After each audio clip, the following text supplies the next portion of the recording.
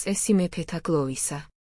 მე მეფე თამარი, მემკვიდრე გიორგი მეფისა, მეფეთ მეფე და დედოფალთ დედოფალი, მეფე აფხაზთა, ქართველთა, რანთა, კახთა და სომეხთა, შირვანთა და შაჰანშაჰთა და მბრძანებელი ყოვლისა აღმოსავლეთისა და დასავლეთისა, დიდება ამას სამყაროსა და სარწმუნოებისა. მახვილი მესიის მოვლენილი.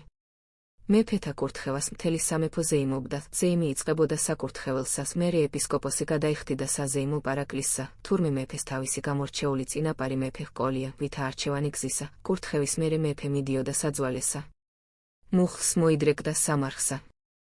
ეტყოდა, ვითა შენი მეომარი, გავაგრძელებ შენივე დაწყებულ საქმესა, დავიცავ შენივე მოხვეჭილსაო. ტოვებდა თავის პირობასა. თუ გაუმარჯებდა უფალი, მიდიოდა სამარესა, ეტყოდა უფალმა ძლევა იყო მეფის ხმალისაო, მერე დაუნთებდა სანთელსა, დატოვებდა შესაწირსა.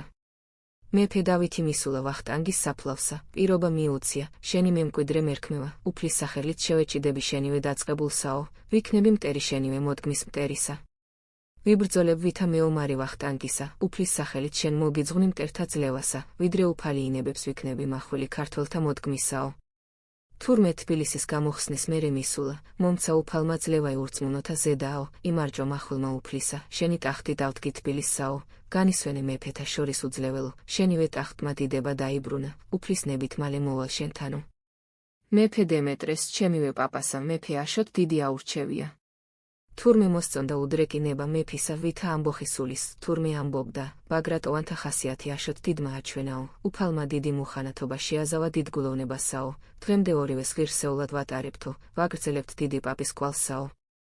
მამა ხუმრობდა, მეფე დემეტრეს აშოტ დიდის სამარეს უთქვია, დავმალავ სიძვის დიაცსა, ვერავინ წამგვაროსო, მუხანათობისთვის ვერ გავიმეტებ, დავხოცავ ნათესავთაო, ვერ შევებმი აგარიანთა, დავითმა სძლიას, საომარი არ დამრჩაო.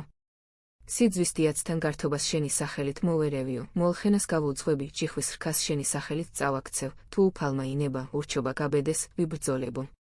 მამა ამბობდა, მართლა კარგი მოლხენა იცოდა, მის მოსმენას არაფერი სჯობდაო.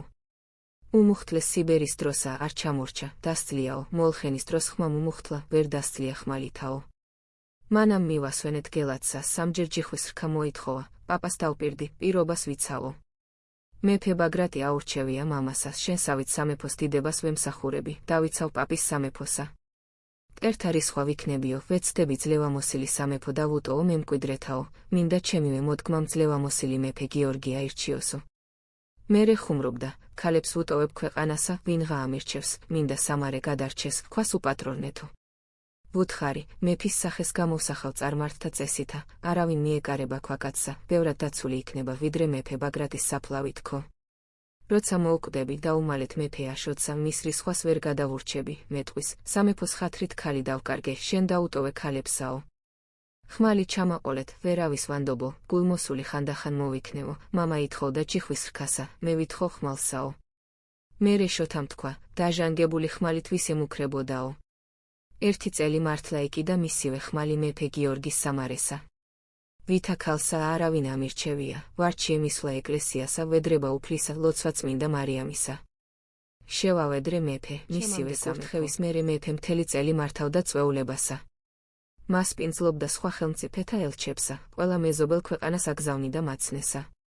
ერისთავნი იწყებდნენ სამზადისსა, მეფის წვევა ერთი თვე გრძელდებოდა საერისთავოსას, იმართებოდა ნადიმი, მართავდნენ სანახაობასა, ნადირობასა, მოჰყავდათ მორკინალნი, მეფის სახელით მართავდნენ შერკინებასა, მეფის ცხვენი ელოდა გამარჯვებულსა. ზარები ამცნობდნენ მეფის წვევასა, ყველა დიდი ეკლესია იხდიდა პარაკლისსა. მერე მიდიოდა სხვა ერისთავი იწვევდა მეფესა, დაპატიჟებდა ამალასა, წინა მას პინძელ ერისთავსა. მერე მეფე ეწვევდა ვასალთა სამეფოსა. მთელი წელი გრძელდებოდა ზეიმი კურთხევისა.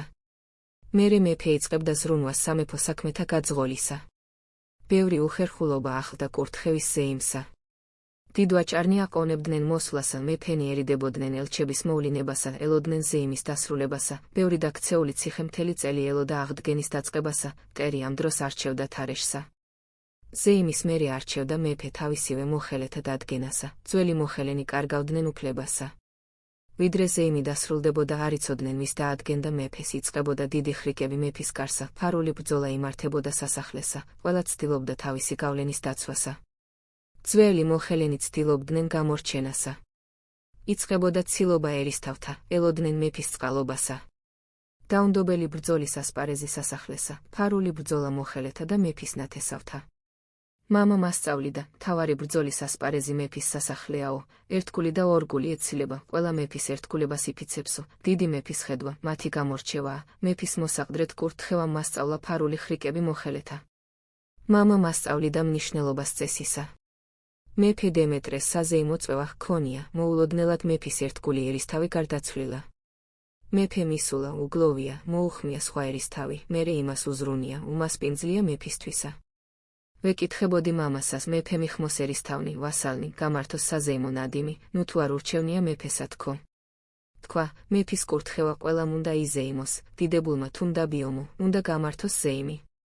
თქვას ერთგულება მეფისას ერისთავნი ამაყობენ მეფე მეწვიაო, მოთამაშენი ამბობენ, სანახაობა გავუმართეთ მეფესაო, მორკინალნი ამბობენ, მეფის სახელით შევერკინეო, უბრალო ხალხი ამაყობს, მეფის წყალობა მერგო. მანამ მეფე მივა, ყველა ემზადება დასახვედრადო, მათთვის მთელი თვე სამზადისია, იციან მეფე მათი პატრონიაო. მერე მითხრა, ბევრად მეტი მნიშვნელობა აქვს გლოვასაო, მეფე ყველას პატრონია, პატრონის გლოვა ყველას ევალება, მანამ მეფის ცხედარს მიასვენებენ, გლოვის სამზადისიაო. მამა ერთი წელი ვიგლოვეთ, მეფის ცხედარი მივასვენეთ ყველა დიდ ეკლესიასა, მთელი საერისთავო მოდიოდა ტაძარსა, ერთი კვირა იქ ესვენა ცხედარი მეფისა. მკვდარის შესანახი მალა მოიცავდა, ერთი წლის მერე ცხედარი ვითა მუმია ხდებოდა. ვისურვე შეცვლა მეფეთა კურთხევისა, მეფეთა დაკრძალვის წესისა. ძველი წესით ამირს პასალარი ხმალს შეარტყამდა მეფესა, ვითა ქალსა მომართვა ხმალი, სიმბოლო მტერთა ძლევისა. არ ამირჩევია წინაპარი, ვითა რჩეული ახალი მეფისა. მეგონა მეფის ვალია, დაიცვა სახელი ყველა დიდი მეფისა, თავისი საქციელით დაგმოს აუგი მეფისა. ყველა მეფეს თავისი ხვედრი არ გუნა უფალმა, გაუმართლა ბევრსა, არ გაუმართლა სხვასა, მეფის სიდიდეს ზომავდი მისივე ქველობითა, მისივე ზნეობა სახელი ყველა მეფისა. დიდი მეფენი უფლის გამორჩეული მეგონა, მათივე ღვაწლი მახვილი უფლისა.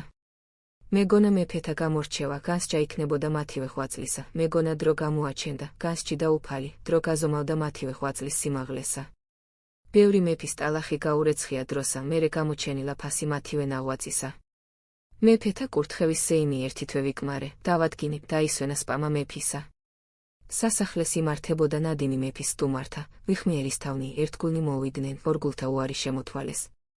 ვიცოდი, უნდა მეზრუნა შემორიგებისთვისა, ურჩობას მხედრობა მოერეოდა. ვიცოდი, მეფე გიორგის კურთხევა ვერ გახდებოდა ზეიმი მეფე დავითის მომხრეთა, მეფეს უნდა ეძებნა გზა შერიგებისა.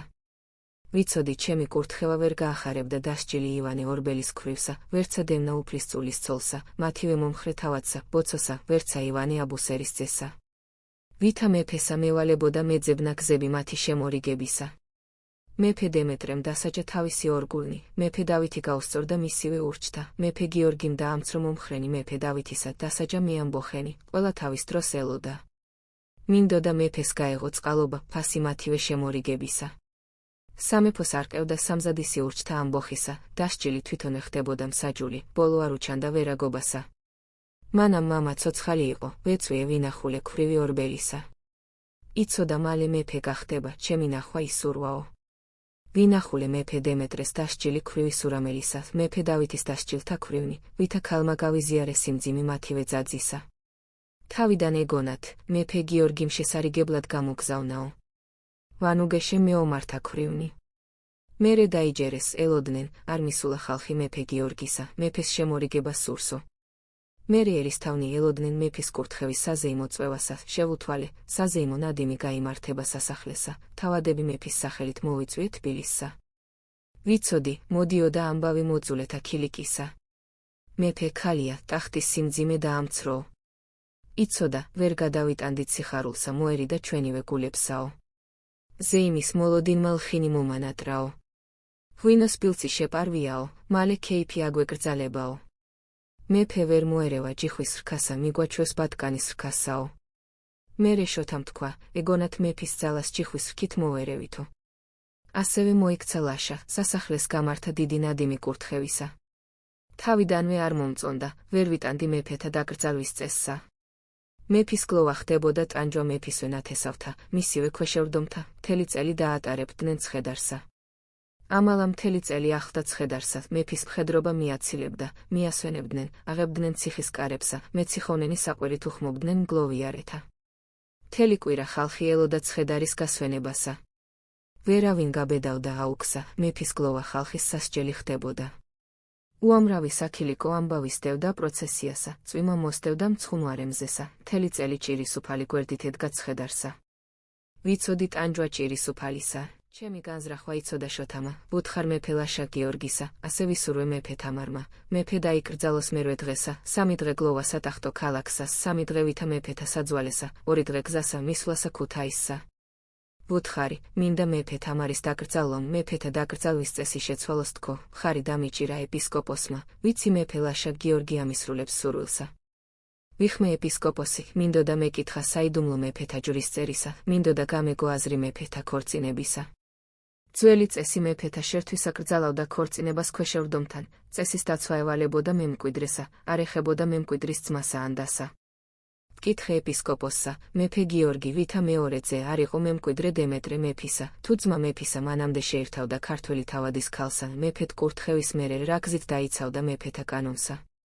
ვუთხარი, დამინდო უფალმა, არ მომცა მემკვიდრე ნაშიერი უგვანო კაცისა, გიორგი რუსისა, დაიცვეს წესი მეფეთა შერთვისა, მიმათხოვეს სხვა ქვეყნის უფლისწულსა, თუ უფალი მაჩუქებდა მემკვიდრესა. თუ გიორგი რუსი შეძლებდა დაბრუნებას რუსთა მეფის ტახტისა, რა ბედი ეწეოდა სამეფოსა. ვითა ხელმწიფე დიდი ქვეყნისა, ვითა ქმარი ქართველთა მეფისა, მამა მეფის მემკვიდრისა. უფლისწული მემკვიდრე ორი ტახტისა. რა იქნებოდა არჩევანი ქართველთა მეფის მემკვიდრისა, მემკვიდრისა ორი ტახტისა, აირჩევდა რუსთა მეფის ტახტსა, არჩევდა ტახტსა ქართველთა მეფისა, თუ ორივეს ერთად მოისურვებდა. ქართველთა სამეფო დიდი საფრთხის წინაშე დადგებოდა. ვით დაიცვდა სამეფოსა წესი მეფეთა შერთვისა. მე ოსთა უფლისწული გამოვარჩიე, ვარჩიე უფლისწული პატარ სამეფოსა. მეფეთა ქორწინების წესი უნდა ემსახუროს სამეფოს დაცვასა, მეფეთა შერთვის წესმა აკრძალა, შერთვა თავისივე ქვეშევრდომი თავადის გვარისა, უნდოდა დაცვა მეფეთა გვარისა, ვერ დაუშვა ზრდა მეფის ნათესავი თავადის გვარისა. ეგონა დაახშო სურვილი მეფეთა დინასტიის შეცვლისა. უცხო უფლისწული, უცხოთა ხელია ქართველთა მეფის ტახტსა. სოსლანის ნაცვლად ამერჩია დიდი ხალიფა, ან მემკვიდრე დიდი სულთანისა, მოეტანა საზრახის იზნევითა იული რუსისა, მეფე ვერ მოითმენდა, მოინდომებდა გაგდებას უცხო უფლისწულისა, მემკვიდრისა დიდი ქვეყნის ტახტისა, მოიმკიდა მტრობას დიდი ხალიფისა ან სულთანისა. ხალიფა მოვიდოდა თავისი მხედრობითა, მისივე ხელი დახვდებოდა სამეფოსა, ბევრად მეცავნებდა, ვიდრე განდიდება ერთი თავადის გვარისა. ვითა პლატონმა თქვა, უფლისწულთაგან უმცირესი ვარჩიე, დავიცავი ჩემივე სამეფო. თავადთა კეთილშობილება იზომება მათივე გავლენითა და მამული სიდიდითა. ბევრი სახელოვანი თავადი დაამცრო მეფე დავითმა, მეფე დემეტრემ, დავით მეხუთემ, მეფე გიორგიმ.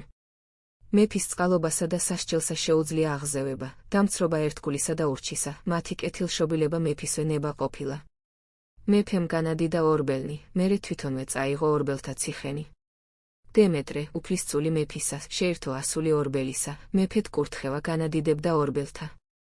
მეფე გიორგის არ შეურთავს ქალი ორბელთა გვარისა, შეძლო უზადო აღზევება ორბელისა, მისივე ნათესავთა.